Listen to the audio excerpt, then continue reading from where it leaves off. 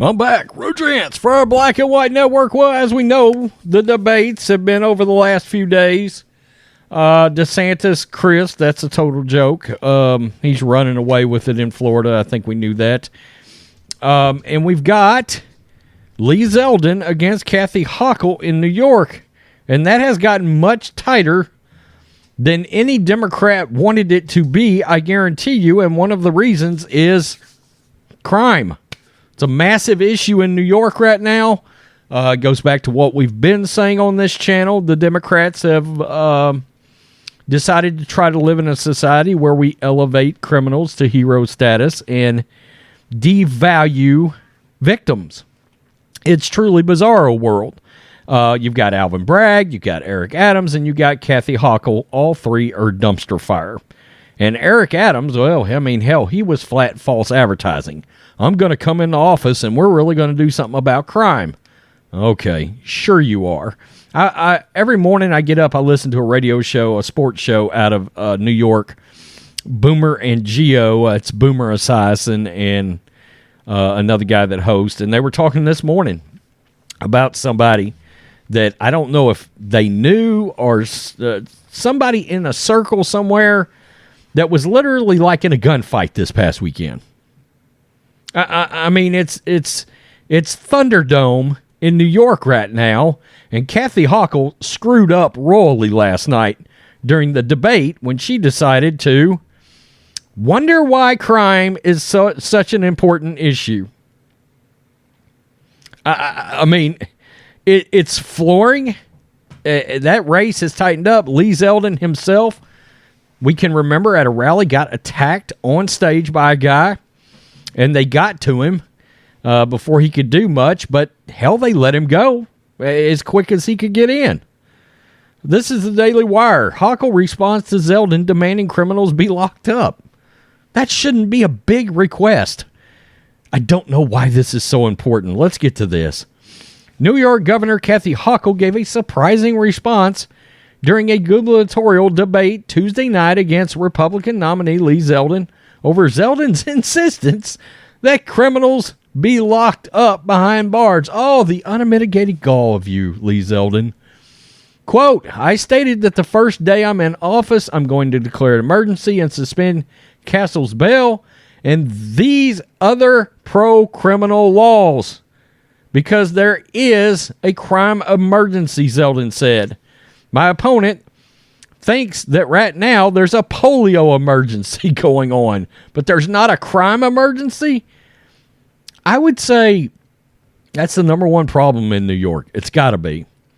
Different priorities that I'm hearing from people right now, they're not being represented from this governor, who still to this moment, what are we, halfway through this debate?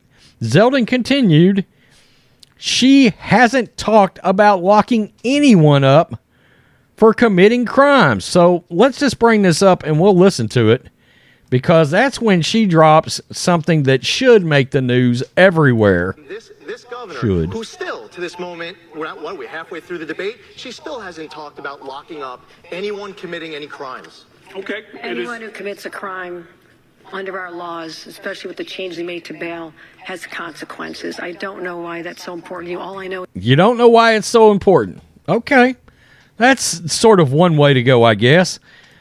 So she doesn't know why this is such an important issue in New York, and I think the roots and tentacles of this go out to so many radical Democratic areas right now. They don't give a shit about their citizens. They don't. They care more about the scumbag committing the crime, and they want those people to be free. It's unfathomable that we're living in a society right now where there are actual people that could potentially be in charge of something that thinks in this manner. It's shocking. But that's where we are. She looks incredibly bad making this statement.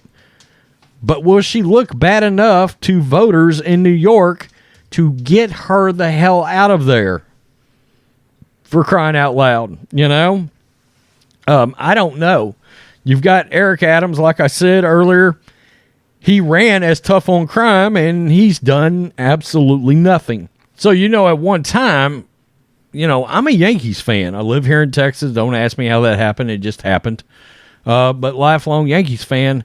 I had a goal to literally travel to New York, go up there. It used to be a major tourist destination. I wanted to go up there, watch the Yankees play, walk around the stadium and all that. You couldn't pay me enough money in the world now to go to New York. I mean, it's affecting all kinds of things, including their tourism up there. People don't want to come visit when all they see is criminals running amok. Kathy Hochul don't care. She don't care. She's going to have private security. She's going to have people that can pull guns and shoot back at criminals. She's going to have a full security detail and cars around her to keep her shielded.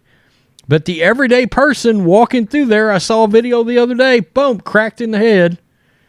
Somebody literally, or another guy walking down the subway transit, and this guy just ran over and just pushed him right off. It's unbelievable. And to publicly go on screen and just come out and say, I don't know why crime is so important to you. Look, I know you were attacked during a rally, but F you. Well, that's what these people are saying to you as voters, as citizens of this city. F you. You don't count. We don't care. But we'll yank your freedoms away from you over mask mandates and a damn vaccine. It's crazy. It is crazy the time and era we're living in right now with these Democrats. No. Party of the blue collar people? Nah, forget that. They don't give a rat's ass about you. They do not. Quit voting for them. Tell me what you think, Black and White Network supporters. New York City, New York, they are in grave danger right now. Peace. I'm out. Till next time.